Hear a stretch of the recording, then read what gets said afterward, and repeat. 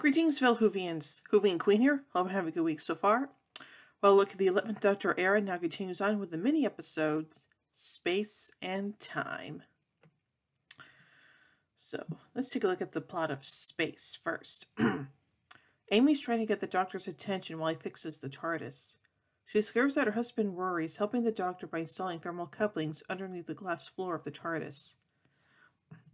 Rory and Amy then start a small argument about Amy cheating when she took her driving test, when the TARDIS suddenly shakes and the lights go out.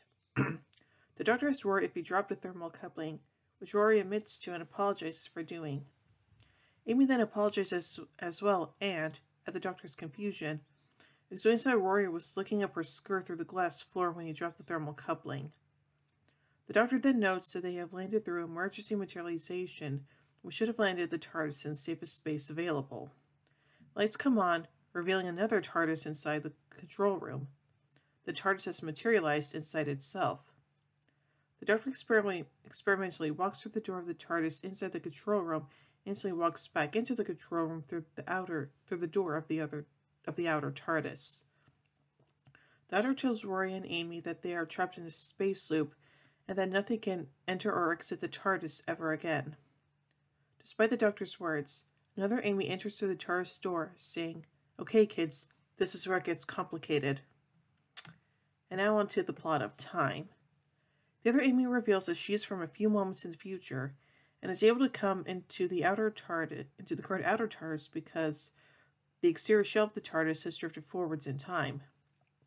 The other Amy knows what to do and knows what to say and do because, from her perspective, she's repeating what she heard herself say earlier on. The Doctor sends the current Amy into the TARDIS within the current TARDIS in order to maintain the timeline.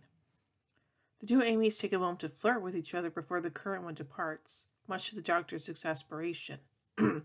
However, not long after the current Amy has left, Rory and Amy enter through the door of the outer TARDIS, explaining that the Doctor, from their perspective, has just sent them into the inner TARDIS.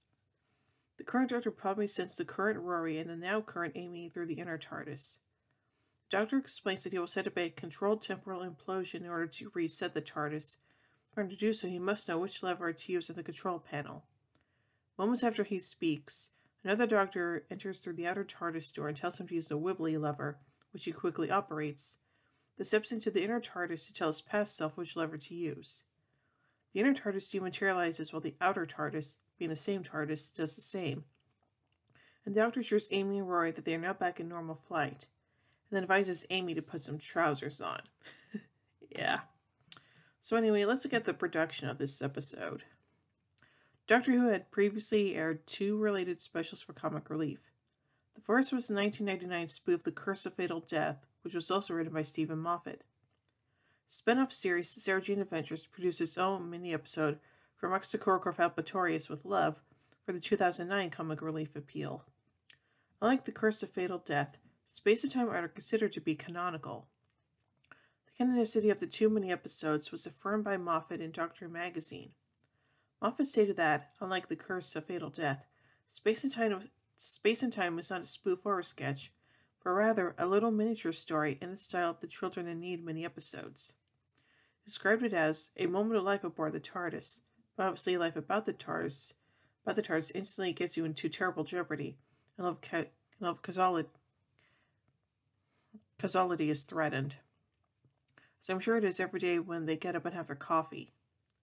The concept of the TARDIS inside the TARDIS had been previously explored in The Time Monster and Legopolis, though both times it was the TARDIS of the Master. Amy also repeats one of her lines from The Big Bang at the end of Space. The special was shot over 2 days alongside the made-for-DVD Night of the Doctor mini-episodes Bad Night and Good Night. It was mostly shot on the first day, where all of the scenes with the TARDIS inside the TARDIS were filmed. Several tricks were used to create the illusion that there were more than one Doctor, Amy, and or Rory. In scenes where the camera had to move between the double characters, a whip pan was used twice, with the actor in a different place each time.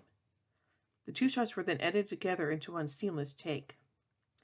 For scenes where there were more than one of the character in the same shot, such as the two Amys in front of the TARDIS, the camera held very still and the scene was filmed twice, with the actors double filling in for the part they were not playing.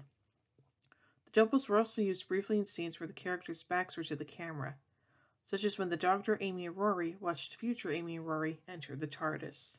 So overall, I think this is a fun little mini episode, and it's just kind of interesting overall. So, yeah. So overall, I give Space and Time 4 sonic screwdrivers out of 5. Well, anyway, tune in tomorrow as we begin our look at Series 6 with The Impossible Astronaut. And well, hope you all enjoyed this review. And if you did, be sure to give it a thumbs up, share it around, hit the bell icon to be notified about when I upload videos. And if you want to help support this channel, be sure to check out my Patreon page. Link, as always, is in the description below. And until next time, this is Hooving Queen saying, "Oh my giddy aunt! When I say run, run! Of a polarity of the neutron flow. Would you like a jelly, baby? Fantastic! Allons-y! Geronimo!"